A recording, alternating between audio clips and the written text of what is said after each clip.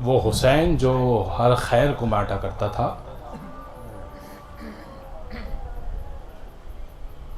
جو اس قدر رسول اللہ کا لاڈلا تھا کہ رسول اللہ 4 جگہ پر رسول اللہ بوسہ لیا کرتے تھے آقا حسین کے، پیشانی پر، ہونٹوں پر، گلے پر اور سینے مبارک پر۔ بی بی نے سوال کیا، بابا میرے بچے کے 4 جگہ پر بوسے کیوں لیتے ہیں؟ فرمایا پیشانی پہ اس لیے لیتا ہوں کہ اس پیشانی پہ جب تیر لگے گا نا تو حسین گھوڑے پہ سنبھل نہیں پائیں گے۔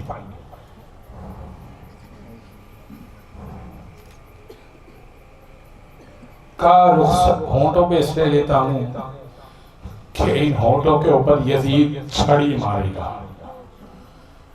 کا گلے پر اس لیے لیتا ہوں ایک گلے پر کن خنجر چلے گا۔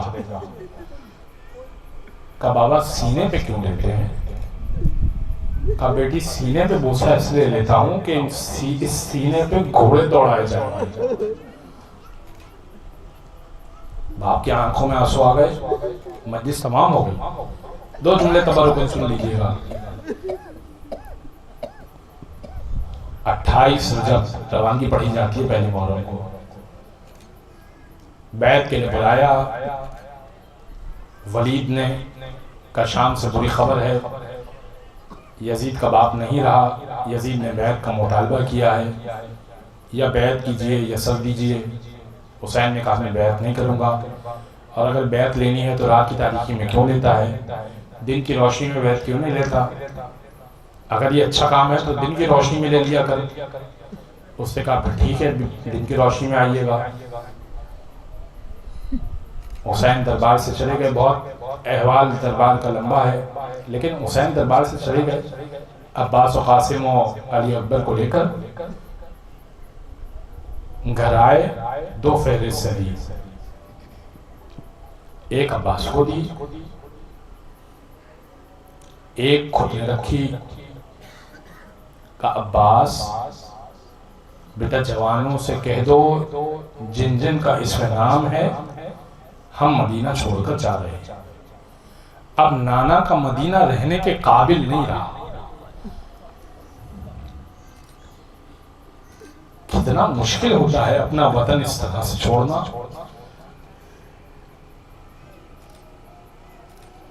حضرت عباس نے نام لینا شروع کیے، علی اکبر کل آپ بھی چلیں گے، قاسم آپ بھی چلیں گے، عون محمد آپ بھی چلیں گے۔ جوانان نے بنی ہاشم کے مختلف نام لیے، لیکن علی اصغر کو کیسے بتایا جائے، بچے کو کیسے بتایا جائے؟ بچہ سغرا کی جناب سغرا کے آغوش میں تھا۔ حضرت عباس نے جناب سغرا سے کہا سغرا بیٹی اس بچے کا بھی نام ہے۔ امام حسین رخصت ہونے کے لیے رسول اللہ کی قبر پر چلے گئے، مسجد نبوی میں رسول اللہ کی قبر پر چلے گئے۔ اتنا روئے کہ بے ہوش ہو گئے۔ خواب میں رسول اللہ کو دیکھا، رسول اللہ نے اپنے گلے سے لگایا، فرمانے لگے بچے کیوں روتے ہو؟ کہ نانا یہ قوم رہنے نہیں دے رہی۔ بیٹا ان اللہ شاء ان یراک قتیلا، اللہ کی مشیت یہ ہے کہ آپ کو خون میں غلطہ دیکھے۔ کہ بابا پھر میرا یہ بتائیے، نانا پھر یہ بتائیے کہ میری بہنوں کے بارے میں اللہ کی مشیت کیا ہے؟ فرمایا ان اللہ شاء ان یراہن سبایا، اللہ کی مشیت یہ ہے کہ کہ آپ کی بہنوں کو دربار میں پھیلایا جائے. بس ایک مرتبہ حسین کا سننا تھا. فوراً گش سے ہوش آیا، آنکھوں میں آنسو تھے. ماں کی قبر پہ اس انداز سے گئے، گھٹنیوں کے بل چلتے ہوئے. اماں، نانا نے خبر دی ہے آپ کی بیٹیوں کو پھیلایا جائے گا دربار میں. اماں، الوداع کرنے آیا ہوں، بڑا سخت امتحان دینے جا رہا ہوں. ماں کی قبر سے الوداع کیا. ایک مرتبہ صبح ہونے کو تھی، حسین نے مسند لگائی، اماریاں آتی جاتی تھی، وارث کھڑا ہوا تھا، منادی ندا دیتا تھا، لیلا آ رہی ہے. ایک مرتبہ امام حسین کہتے تھے، بیٹا علی اکبر، سب اماں کو سوار کر رہا. آواز دی منادی نے، جناب فروا آ رہی ہیں. کہا بیٹا قاسم سوار کراؤ.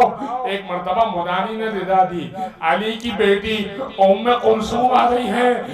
ایک مرتبہ عباس آگے بڑھے، آئیے میں سوار کراتا ہوں، آقا زادی میں سوار کراتا ہوں. اور اب جب منادی نے ندا دی، علی کی بیٹی زینب آ رہی ہیں، ایک طرف سے حسین بڑھے، ایک طرف سے علی اکبر بڑھے، ایک طرف سے قاسم بڑھے. آنا محمد میر انیس سے جملہ کہا، حاضر در دولت پہ تھے سب یاور و انصار، کوئی تو کمر باندھ رہا تھا کوئی ہتھیار. حودت بھی کسے جاتے تھے، محمل بھی تھے تیار، چلاتے تھے درباں کوئی آئے نہ خبردار. فرزند کمر بستہ چپ و راز کھڑے تھے. ہاں اونا محمد بھی کھڑے تھے نا، اماں کو ہم سوار کرائیں گے.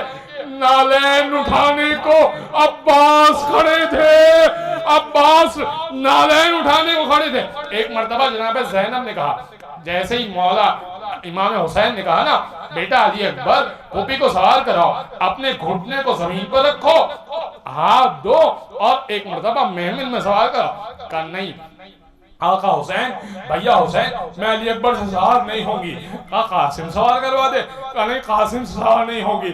کہا عباس سوار کروا دے. کہا نہیں مجھ سے سوار نہیں ہوگی. کہا کہیے تو میں سوار کروا دوں. کہا نہیں آپ سے سوار نہیں ہوگی. کہا کہیے پھر کون سوار کروائے. کہا حسین مجھے وہ سوار کروائے جو شام غریبہ میں واپسی میں سوار کروائے گا. کہا سید سجاد آئیے گا، پھوپھی کو سوار کروائے